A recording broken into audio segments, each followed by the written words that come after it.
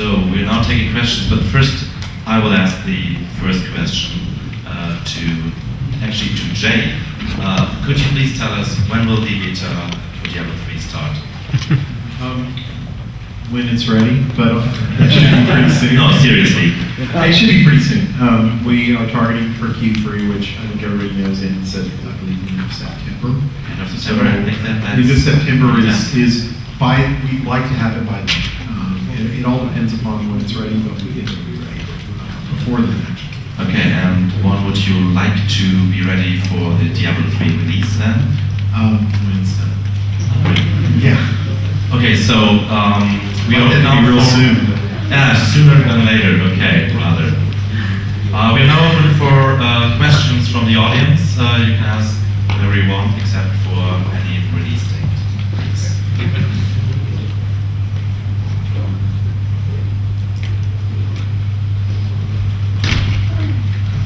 Hi, Tadeusz Zieliński from Hyper TV. I have a question about the Wheel of Money auction house in Diablo 3. Will the items from the new difficulty levels will be available as in the auction house as well, or will there be any items that will be only obtainable by playing the game? Because basically the most important feature for hardcore games is getting the gear that no one else can. And basically when you can buy everything, the whole idea of the Uber nerd with super gear kind of disappears. So will there be any items that are unobtainable by buying them? There'll be no items that you equip on you that are not obtainable through the options. I think the thing that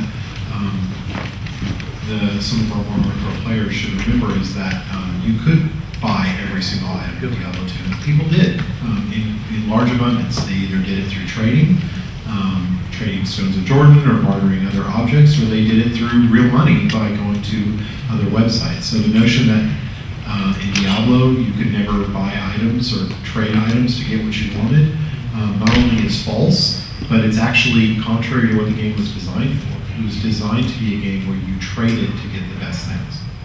Thank you. Jay, you said that Josh is the lead designer for Diablo 3 on consoles. So it's basically confirmed that we'll get Diablo 3 on PlayStation 3 or Xbox or... Hi Josh. Hello. So right now we're not making any real announcements about Diablo on console. The only thing I can say is that Blizzard is very, very serious about bringing the Diablo 3 experience to the console. To that end, we're trying to build the best console team at Blizzard. So we're looking for programmers, designers, artists who think their dream job would be to bring Diablo to the console, and trust me, it is a dream job. So that's all we're saying right now. All I can say is it's going to be awesome. Stay tuned.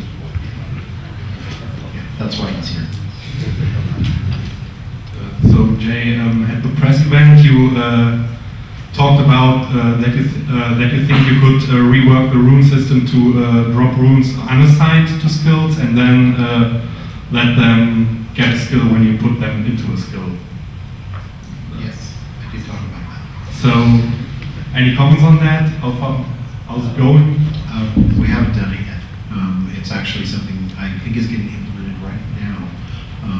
And once we implement it, we'll make a determination whether it's actually fun or not. So, mostly kind of talked about that as a, hey, here's something that we're thinking about doing. So, but we haven't really tested it, so we don't. It's an experiment at this point. Hello, I think it's mostly a question for Frank Pierce. Warcraft 3, I think, was the biggest step for any Blizzard game.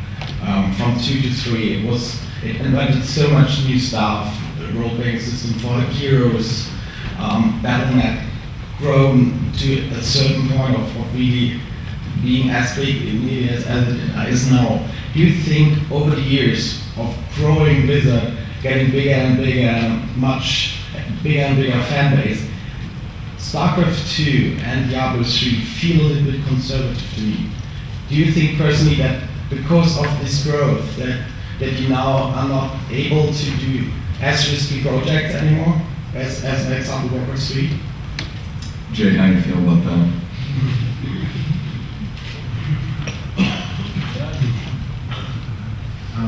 I don't think we're restricted at all by growth from doing things that are risky. I mean, we're doing a real money auction house in Diablo 3, and that seems pretty risky. At least that's what the internet tells us.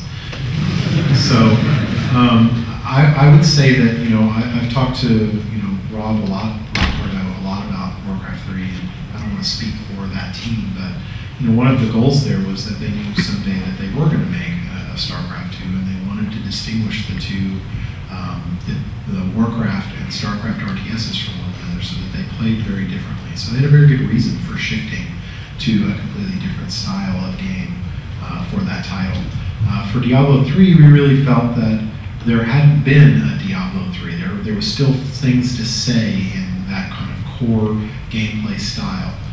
If there had been, dozens or hundreds of action RPGs with isometric view and combat that had come out after Diablo 2 and kind of exhausted the genre, well, maybe we'd feel differently, but they didn't exist and they didn't show up. So, we really felt like there was a lot more to say within the genre in making a true sequel to Diablo 2.